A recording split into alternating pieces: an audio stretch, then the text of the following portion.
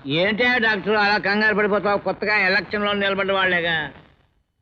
ఆ guest house లో ఆఫీసర్లా వాళ్ళ మొహం. వాళ్ళు ఏం చేస్తారయ్యా? డబ్బు ఇచ్చి కొడితే వాళ్ళు అంతే. సిబిఐ వాళ్ళు డబ్బు తీసుకోరా. ఏం వాడు ఏమన్నా దేవుళ్ళ? డబ్బు ఇస్తే కానీ దేవుడు కూడా దర్శనం ఇవ్వడం లేదు. ఇదిగో నువ్వేం కంగారు పడక 2 కాంపో చేసుకుని పడుకో. అయ్యారండి, ఎవరో చంద్రశేఖర్ గారంట, రెవెన్యూ ఆఫీస్ నుంచి వచ్చారు. సరే నువ్వు వెళ్ళు.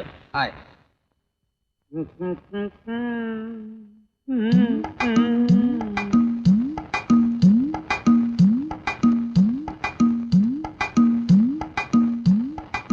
You are Chandrasekharan from Revenue Office.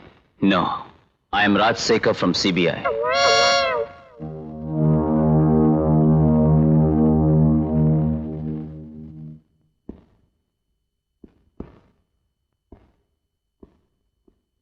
ఏమిటలా కంగారు పడిపోతున్నారు? అబ్బే ఏమీ లేదండి.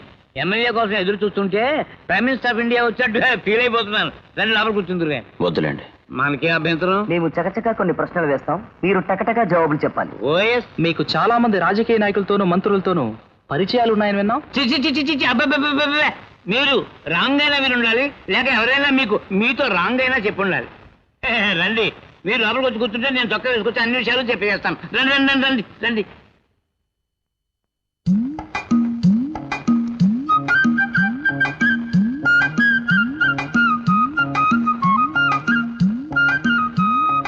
Hello mister PP. మనం ఎక్కడాగా? మంత్రులతోనూ వాళ్ళ పిఏలతోనూ ఆయనకున్న పరిచయాల దగ్గర. రైట్. సి మిస్టర్ పీపీ, మీరు తరచూ మినిస్టర్లతోనూ వాళ్ళ పిఏలతోనూ ఫోన్లో మాట్లాడుతుంటారు కదా? చిచి నేనా? వాళ్ళగా ఫోన్లా?